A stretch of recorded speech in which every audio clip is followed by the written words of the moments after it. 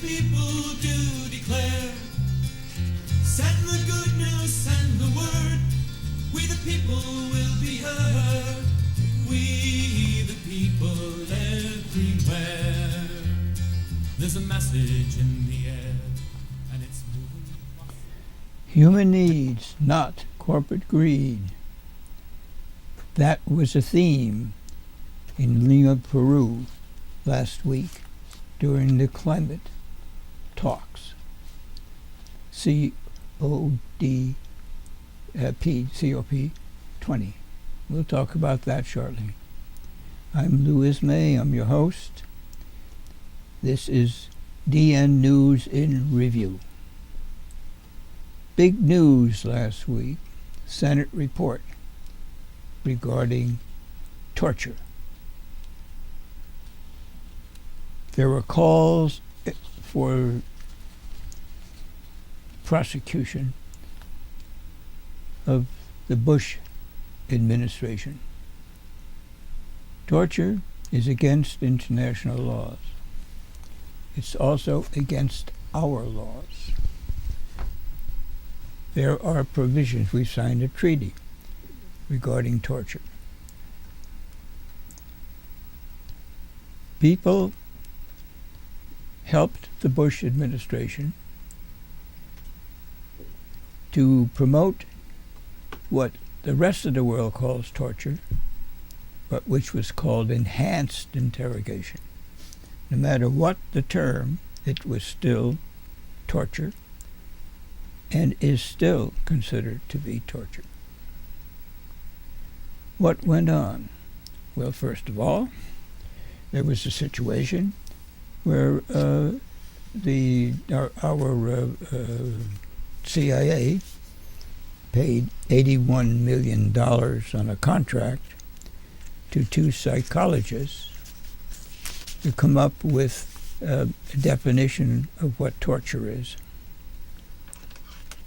And they cleared the concept so that it was not, as the rest of the world thinks, but was something more benign.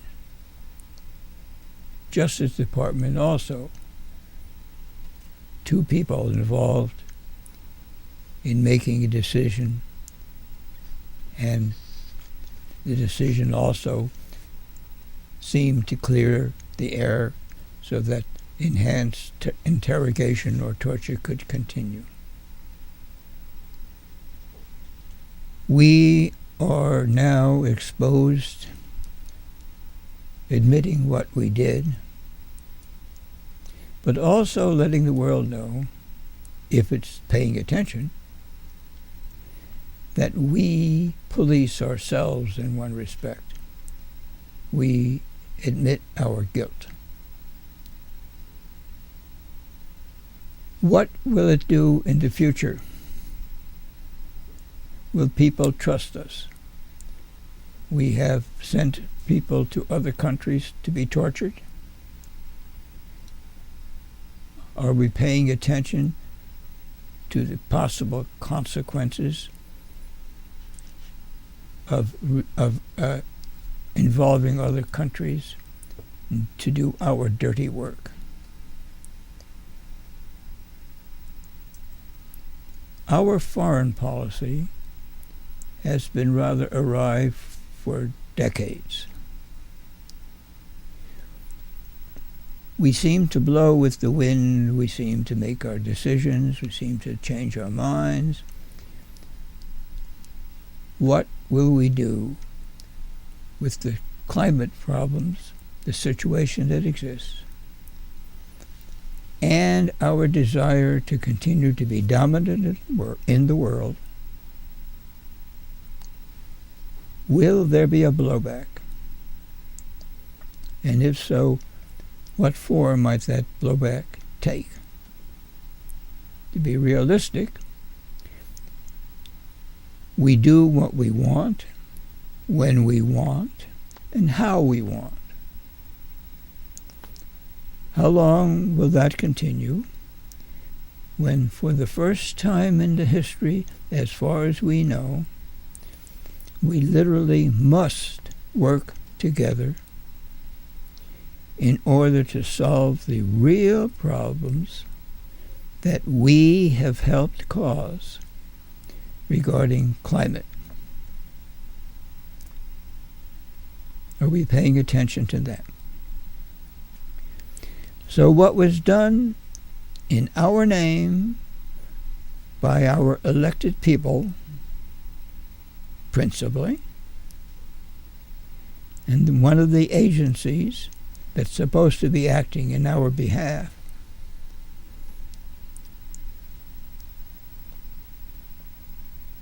what shall we do? How shall we bring up our children?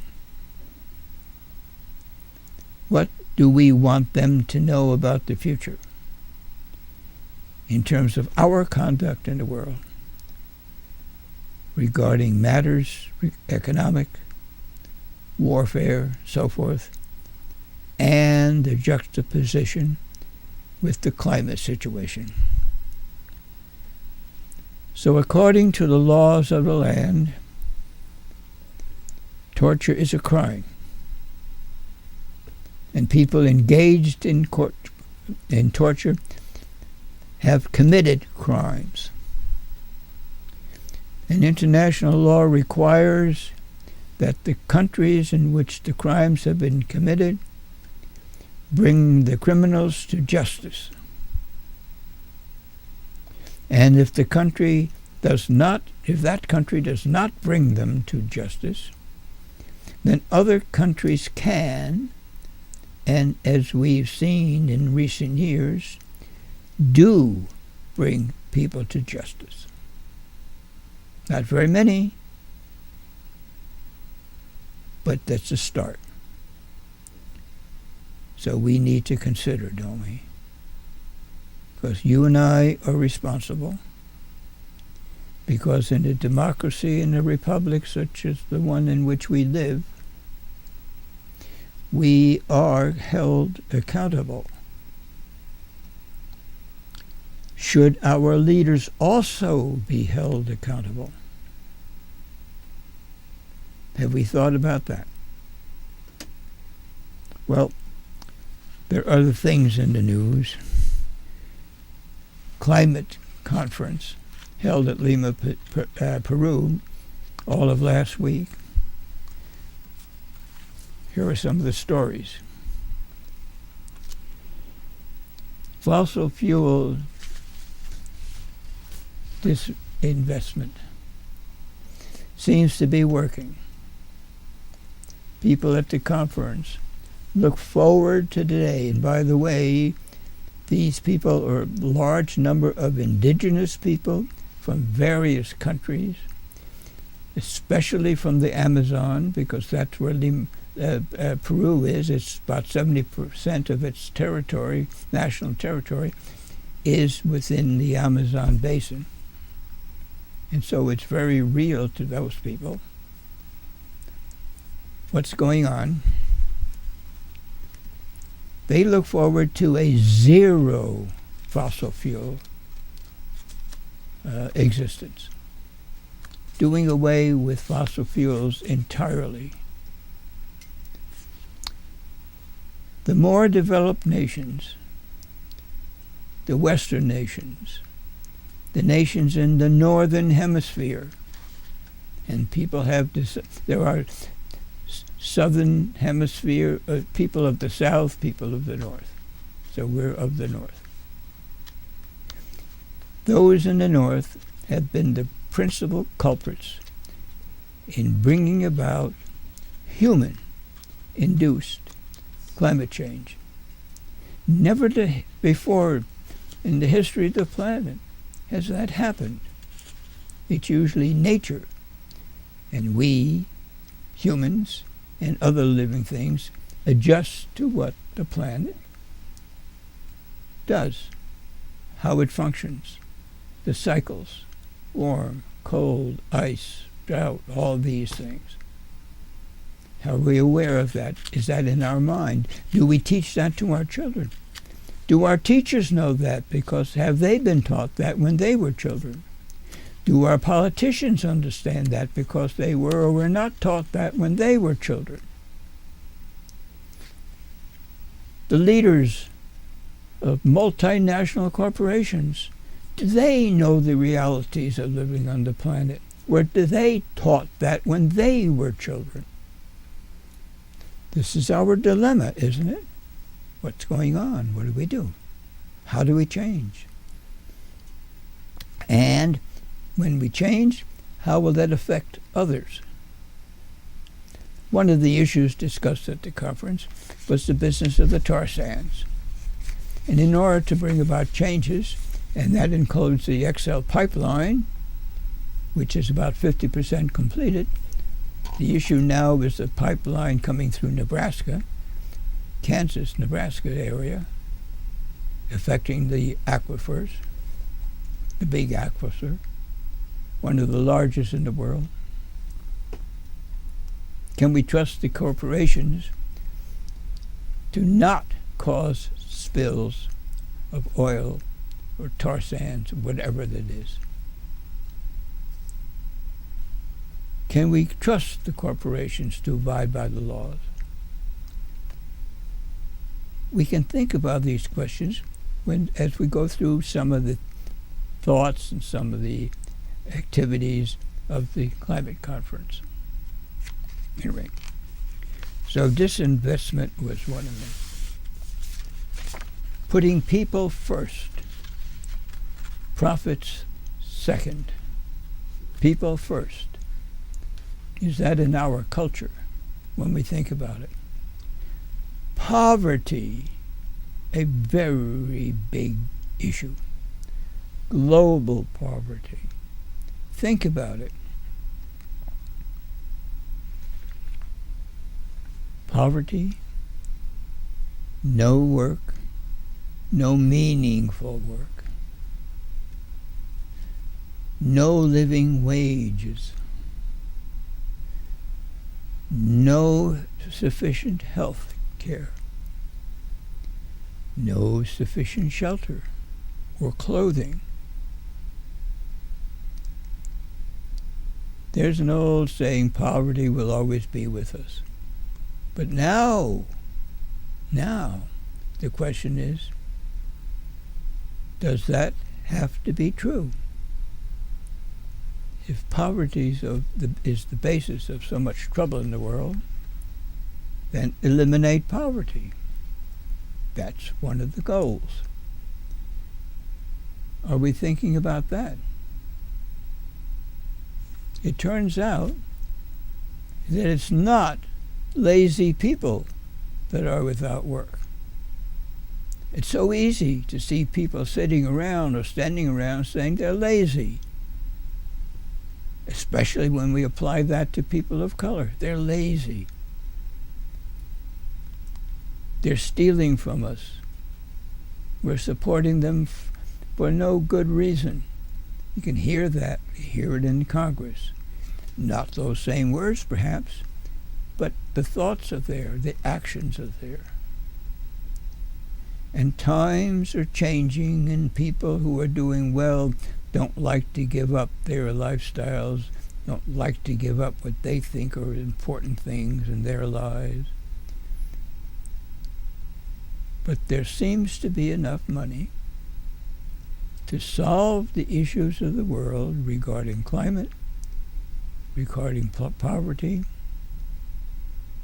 all sorts of issues. What seems to be lacking, and it comes out in the climate talks, a willingness, a determination to bring about what is right in terms of people. An interesting thing happened recently, and it was reported in this issue of Rolling Stone, and we'll just touch on the subject briefly. This is the issue. Rolling Stone, and the story is this: the secret deal to save the planet. Inside the high-stakes drama behind Obama's China climate talks. We've come to some agreement. It's going to take effect in a few years. We're going to start cutting our emissions. China will catch up with us. The agreement is reached. If China and the United States can come together on some agreement, even though there is apparently, or allegedly, a great deal of mistrust between the two nations, still coming together, recognizing a responsibility for the planet, for other people. It's a good sign, isn't it? What do we think? At any rate, the article contains, it is very hard for one side to believe what the other is saying, says one Chinese observer. There's a long history of suspicion on both sides. Here's a photograph of Kerry and his counterpart in a conference. Here's a situation that exists in China. It's serious. Illness, mortality rate high, smog so thick, it's very difficult to see. People understanding this critical aspects of climate change much more widely, it seems, than we in our country, because we've been harassed, some people say blessed, whatever it is, with climate deniers. And this is an interesting comment in the article. A candidate who denies the reality of climate change, says Podesta, will have a hard time getting elected president. We'll see how it affects each of the major political parties. And we can anticipate that there will be a stronger attempt at success by the Green Party candidates. It'll be in the news. It'll be part of the debates. It'll be part of the decision-making process that we will all go through prior to voting 2 years from now, or about 2 years from now. The next president of the United States. Who will it be? What will be the policy? If we learn anything from the climate talks, we learn that it's up to people working together to bring about the changes within each country that are necessary for human life to thrive. That means doing away with poverty.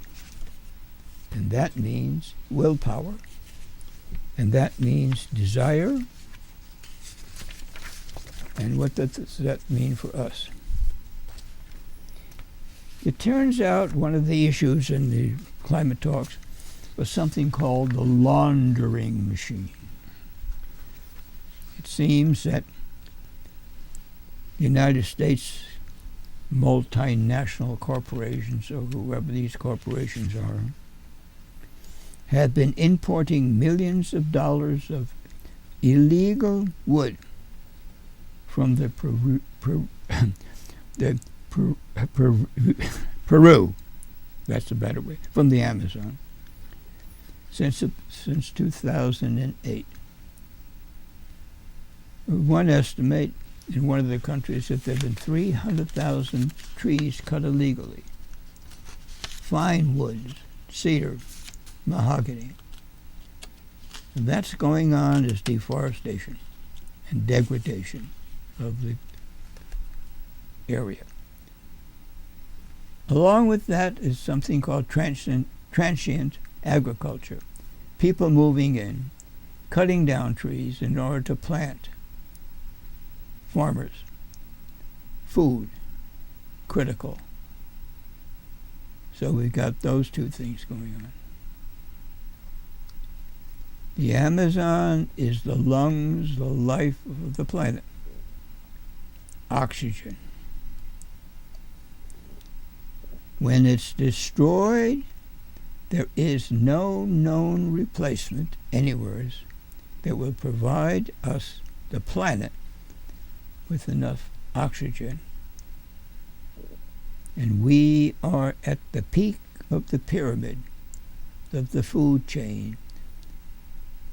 And as other things die, so eventually will we. That's a matter of reality. Things are preventable. Will we work toward that goal? Now, something discussed during the conference was the pipe dream, or pipe dreams. Jobs. The XL pipeline. The idea that we can go on doing as we have. Sean Sweeney from Cornell University, the Global Labor Institute or institution, spoke. He spoke about the labor unions and how they're interested. He gave some facts about those people in the labor unions who are interested more in the social issues, like the nurses, the healthcare workers, and others. He talked about mentioning that the tar sands, there's something in the order of 75,000 workers. When we bring about changes, we can't bring them about just suddenly and throw 75,000 people out of work. So it has to be thought through carefully when we bring about the changes. The labor union issues, talking about, this is the current issue of the Solidarity Notes for December. Labor and climate. Change call to action. And he talked about the 400,000 participants in the climate walk in New York City. Actually, 500,000 is more nearly accurate according to the other estimates have been given. So labor unions around the world, especially in the United States, are concerned for their welfare, for the welfare of others. There was a part of the conference, one day of the conference, devoted to gender issues. The gender issues. It turns out that around the world, the indigenous people, the women, they're caregivers in the family, the ones responsible for finding food, bringing up the children, the health of the children, speaking up on the issues. The same kind of comments from throughout the world where indigenous people live and have a representative or more at this conference. The issues are the same, humanitarian issues. The issues are the same, corporations destroying their habitats, their way of life, their governments not always protecting them. Well, we've seen that in our own country. We committed genocide with the native people. They're recovering, but their memories are long. They will never forget. And that was one of the signs carried by one of the women whose brother was killed, disappeared. There was an issue. The venue of the conference was a military site known as El Pentagon, the Little Pentagon. The Little Pentagon. It was a site of torture,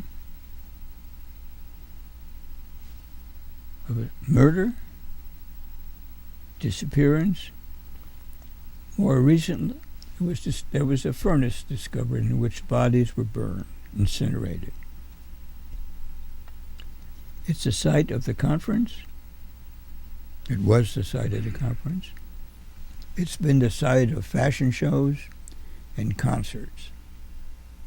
And the irony of it all was not lost on the people who attended the conference.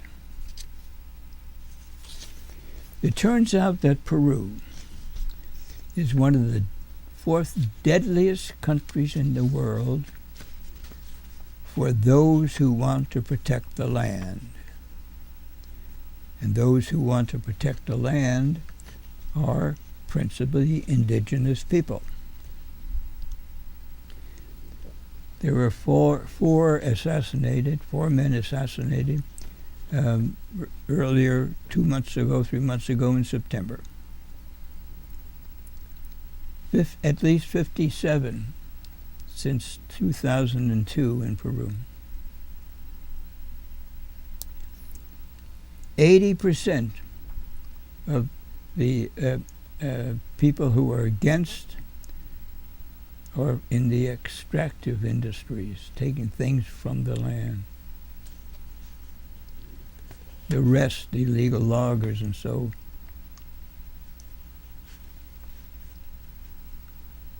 take up the other 20%, or consist of the other 20%. Or anyway, of the assassinations, 73% of them apparently, allegedly, conducted by government security forces.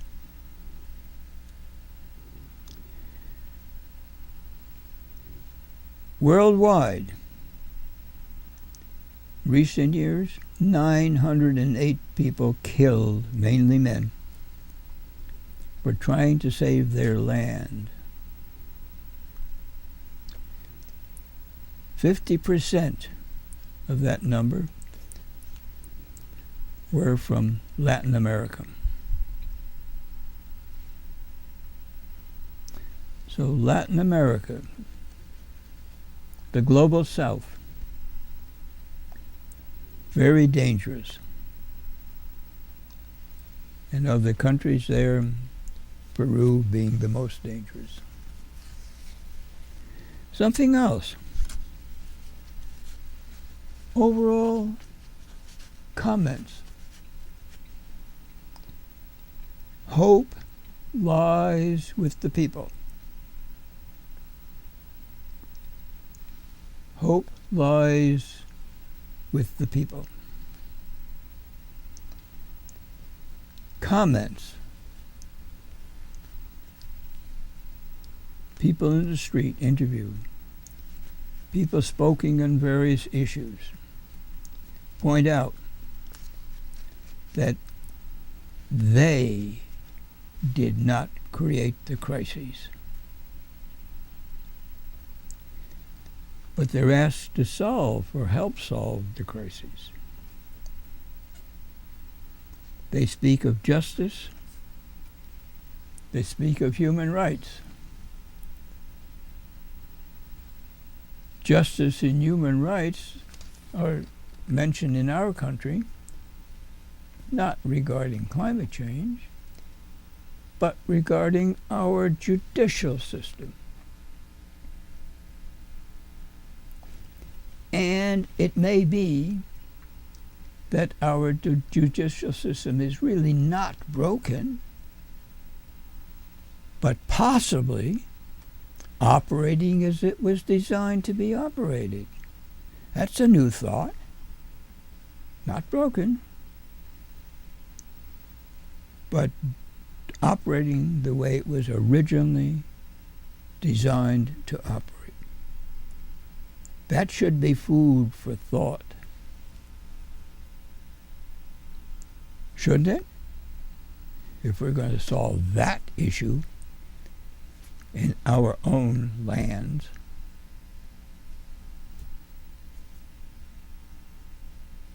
How about that?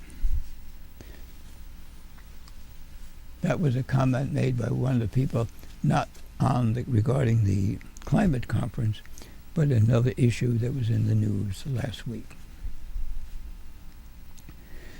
So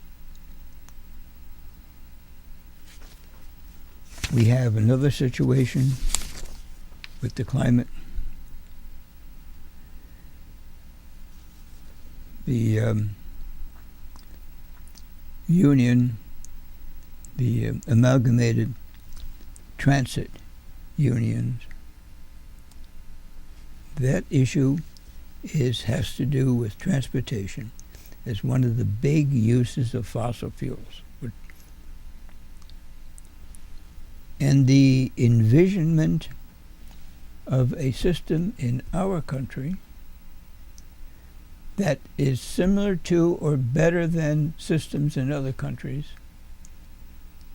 where there's bus transportation, bicycle transportation, light rail transportation, which we call light rail transportation, without the smog, without the extensive use of motor vehicles, a life that is more leisurely, a life that is more pleasant, and a life that is cleaner and healthier.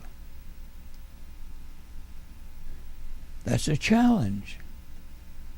If our Congress ever decides to do something useful in terms of employment, that's a goal that could be reached, a decision that by 20-something, not next week or next year, but also not until the end of the century, somewhere much more realistic and attainable, a decade or so from now, perhaps.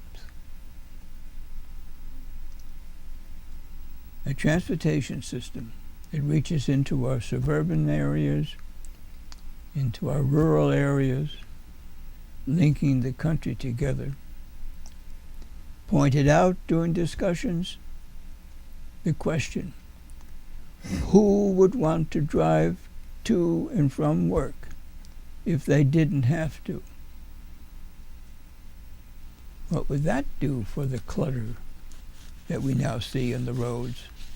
Some unfortunate person has an accident, traffic tied up literally for miles and literally for hours. Imagine. Tired, hungry people wanting to get home, and there they are stuck on the highways, and we've all seen that. Many of us have experienced that. So, another comment that was made was about silencing dissent. In this case, it was a little bit different than we usually think of silencing dissent. It was a rule, a UN rule at the conference. You can carry signs, but you have to let people know ahead of time what the signs are going to say, or what the plan is. Can't use names of countries or people. You have to sort of have sanitized signs. Well, in a way, it's silencing dissent. But that was one of the things that was discussed during the conference, and a few other things. And we'll go on to the different things. We talked about the laundering. Oh, there's a term that's used that we might want to know about. The term corporate conquistadors. Conquistadors were the Spanish who came to the New World, explored, destroyed, pillaged, raped, took the gold, took the lives of countless thousands and thousands and thousands, 10,000s, millions of people. So now the corporate conquistadors come into a country, rip up the land. Of course, government has to say, okay, but they come in and rip up the land. Land set aside for the indigenous people doesn't stop them from coming in and then illegally extracting the minerals, particularly oil, but also gold, depending what the minerals are in the area, and destroying the land, the forest. There's a group, Corporate Europe Observatory, and two other groups in Europe, the Democracy Center, and the third, the Transitional Institution. Comment on the multi-million dollar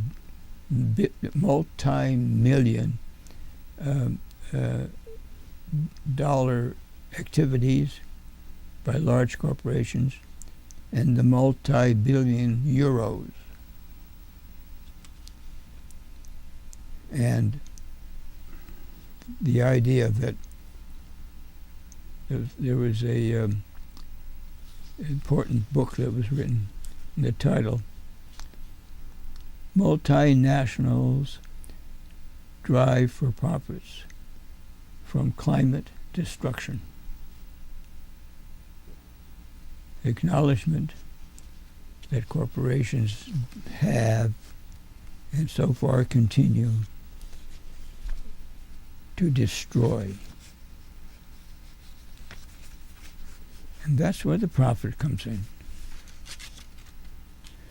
So there are some other things to take a look at. Take a look at two magazines. We'll go back to this one, the current one, on in Rolling Stone. It has to do with something called narco state. Afghanistan, the making of a narco state. Narcotics. After 13 years of war, we haven't defeated the Taliban, but we have managed to create a nation ruled by drug lords. Now, at one time, the Taliban were against growing of poppies for drugs, and that changed thanks to our help.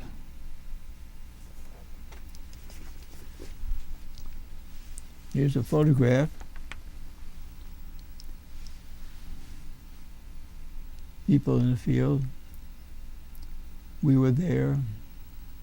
We spent lots of money, spread it around. This mullah, Taliban, forbade the growing of poppies. The man on the right, Karzai, came in. We put him there in charge. Corruption. Brother involved in the drug trades. The entire country now.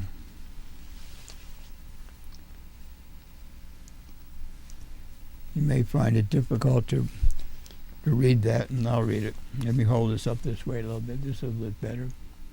Narco-corruption went to the top of the Afghan government, wrote a U.S. official.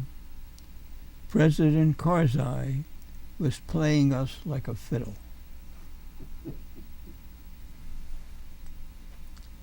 spring of 2002, a bumper harvest of 3,400 tons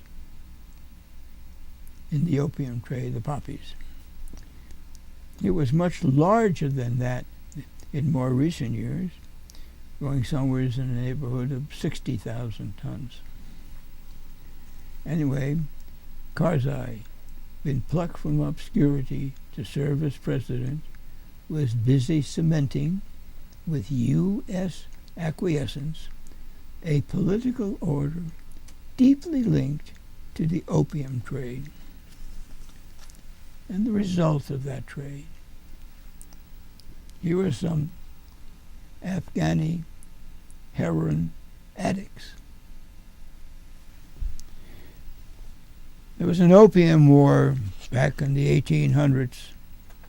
The Chinese government didn't want the UK, the British government, to sell to sell opium. But the European countries got together, or some of them did, including the United States, and won what was known as the Boxer Rebellion. And so the opium trade flourished in Hong Kong and other parts of China. History goes back a long way. Now, this is a photograph of drugs.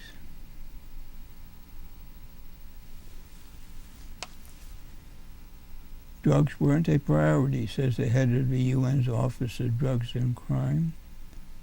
Limiting casualties was our casualties. And that meant unholy alliances. So now the entire nation closes down during the time of harvest. People in the fields, it spills over into other countries. U.S. counter-narcotic programs, nearly $8 billion to date. Whose money is that? Ours? It is, isn't it? So, here we are doing something else, and crystal meth is involved, and we have a country, so many of us, addicted to narcotics. What shall we do? If things that people want are forbidden, then people will obtain what they want regardless of the laws. Would it be better if we decriminalize such things as marijuana and control it through taxes or control it through some means other than using the police? What shall we do about opium, crystal meth, other kinds of drugs? What would be the most sensible thing?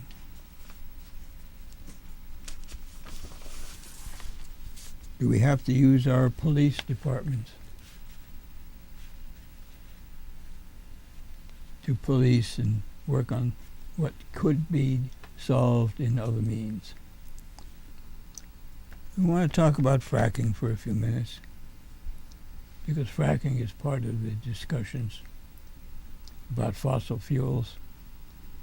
The current issue of a Solidarity Note, front page article, Living Sick on the Frontiers of Fracking. It turns out that there are a great many more illnesses than are admitted to. Many cancers, asthma, rashes. There's a mortality connected with fracking. People who are involved don't like to know that or to admit that. come up with all sorts of denials, but that is what happens. Our governor is going to have to make a decision soon. He's getting pressure from the fracking people, the fossil fuel people. They want to do the things that they enjoy doing. They want to use the amount of waters that they need.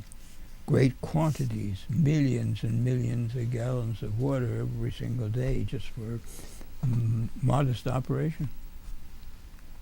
Can't reuse that water. You dump it someplace. Eventually, will it come to the surface? Well, no, say some of the geologists, but who knows? Even the geologists, although they know a great deal, don't know everything. We don't know what's going to happen, but we do know that fracking waters do cause earthquakes. That's already been established. It's no longer a question. I want to call attention to another magazine article. It's in the current issue of Consumer Reports, and this is the story. This is the issue. The truth about gluten. This is the lead into the story. On the left is bread made with gluten-free flour, and the right is bread made with gluten in the flour. And a quick review. Now, you'll have to read the article yourself, but this is just calling attention to it. The biggest trend in the food world shows no signs of slowing down. But will going gluten-free really make you healthier? Here are the 6 realities behind the labels. Here's the first. It isn't more nutritious, and maybe less so. Quarter of the people in our survey thought gluten-free foods have more vitamins and minerals than other foods. But a recent review, 81 products free of gluten across 12 categories, revealed that it's a mixed bag in terms of nutrition. And there's more. Here's the second issue.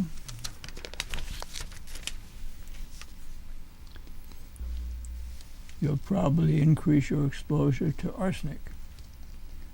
And by the way, there's a real question about arsenic in rice.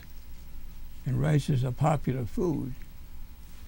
But we found measurable levels of arsenic in almost every product we tested.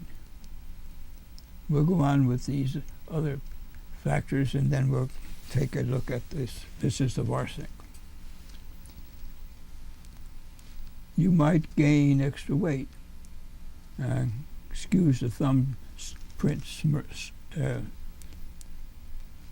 on that number there. Maybe more than a third of Americans think that going gluten-free will help them slim down. That may not be so. Here's the fourth. You'll pay more. Research found that in every category except the ready-to-eat cereal, the gluten-free versions were more expensive than their regular counterparts. 5. You might miss a serious health condition. If you're convinced that you have a problem with gluten, see a specialist to get a blood test to check for certain antibiotics associated with celiac disease. And the 6th, you might still be eating gluten anyway. Recent study of European Journal of Clinical Nutrition looked at 158 food products labeled gluten-free over 3 years. It found that about 5%, including some that were certified gluten-free, didn't. meet the FDA's limit of less than 20 parts per million of gluten. Well, there's more to the article, but here's a chart. Then we'll go on to other things. How foods stack up. Now, we won't look at all of them. We just get some ideas here. And we got okay. Walmart blueberry muffin, 3.5 ounces serving. Another gluten-free muffin from Whole Foods. Calories on the left, 340, on the right, 370.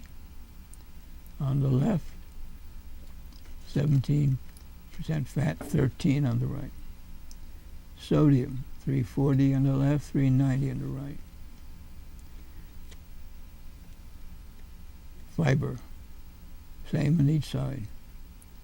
Sugars, less on the left, more on the right. Price, $1 and $2.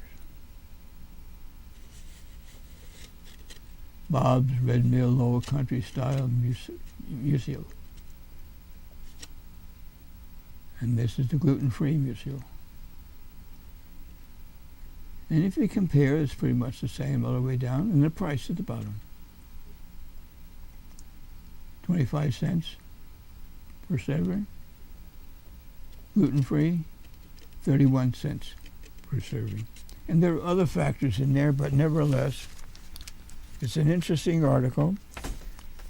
It's useful in these days because so many people want only gluten-free foods. This is a report, and this is what the cover looks like, and there's a muffin, half gluten-free and the other half not. So we have some cartoons to look at.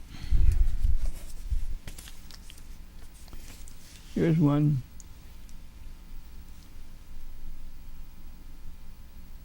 Secretary of State Kerry. U.S. strikes ISIS. Afghan fighting to continue. Civilian casualties due to drones. Guantanamo and all these decisions. And here's an interesting one. See if we can show this. After a 9-year voyage, NASA spacecraft to send back detailed photos of Pluto. And this is the photo that is sent back. Pluto is a planet. A little bit of joke there. Here's one that's very appropriate. These are all from the Albany Times Union and local cartoonists. I see you've all read the CIA torture report. Mount Rushmore. And the last one. Assembly line. Automobile industry. Recall. They decided to streamline the process. So you have the recall there right at the end of the assembly line. Something to chuckle at. An important date is coming up. We're going to call attention to it. It's coming up on the 20th, in a few days. December 20th, 2014, the 100th anniversary of World War I Christmas truce. There's a concert, special guests at John McCutcheon and guests, the Great Hall at Cooper's Union. But there's the Facebook information, and there's a website for Veterans for Peace Council. Now, it's important to talk about veterans again because there's been a recent article in the newspaper concerning the Times Union concerning veterans. It had to do with the fact, and this is part of the story, we just show the headline of the story and talk about it briefly. Vietnam's legacy. The Iraq War, and U.S. foreign policy. Vietnam's legacy, the Iraq War, and U.S. foreign policy. It's the 10th anniversary of Iraqi Veterans Against the War. Veterans for Peace started sometime in the 50s. Vietnam Veterans for Peace. Afghan Veterans for Peace. Why do people in the military want, or who were in the military, form groups for peace? Well, they lived through some tragedies. We're lucky in this country that we haven't done that, but other countries have seen devastation and death and horror and disease and destruction of communities. Not just lives, but communities, transportation, all sorts of things destroyed due to faulty foreign policies, due to a nation that has a war ethic, due to other countries in which there is a war ethic, but in Europe that's disappeared pretty much. They've had enough. What will it take for us to have enough? Does it have to be a destruction kind of a thing that happens to us? Listen to the veterans and pay attention. Some people write them off as cranks or as troublemakers, all sorts of comments regarding veterans. Although in Albany, New York, veterans are treated with much more respect than they were a couple of decades ago. It's been a change over the last 20 years. Anyway, time to go. I've been your host, Lou Ismay. Thank Glenn Jarrett for his engineering. Whatever is happening, pay attention. Support the food banks, the food pantries, independent bookstores, independent cinemas, the independent organizations, hardware stores, and all. Pay attention.